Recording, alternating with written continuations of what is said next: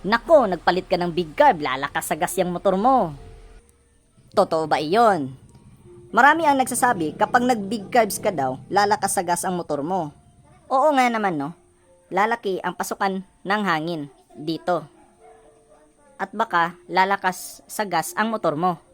Ang eksplanasyon dyan, alam nyo, kapag malaki ang karburador, malaki ang pasukan ng hangin. Ayan oh. Ayan, katulad nito. Maliit na carb, tsaka big carb. Ito naman ang jettings. Ito ang nagre-regulate kung gaano karami ang gasolina na ipapasok sa makina. May iba't ibang uri ng size ng jettings. Meron tayong slow jet na close to 25% open throttle. Meron din tayong needle jet, 25 to 75% open throttle. Tsaka yung main jet, ito. 75 to full open throttle. Pwede mong palitan ng mas malaking jettings ito para mas tumakaw siya sa gas. Pati ito. Yan. Yan. Meron kang maliit na karburador, pero malaki naman ang jettings. Yun yung matakaw sa gas. Hindi porket naglaki ka ng karburador, ay tatakaw na sa gas ang motor mo.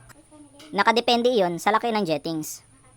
At hindi rin porket malaki ang jettings, ay lalakas na ang iyong motor. Tamang carb tuning lang is the key. Same lang din sa tao.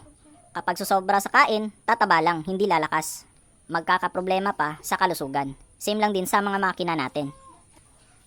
Pagtotono ng karburador ay binabase sa makina, valves at airflow. Tama po naman lahat ng sinabi ko. Di lahat ng naka-big carb ay matakaw na. Minsan may 28mm pa po na singtipid ng stock. So I hope meron tayong kakapulutan ng aral dito mga paps, mga mams, no? So please don't forget to like and subscribe to my channel. Ride safe, stay safe, you know the drill guys. Peace out.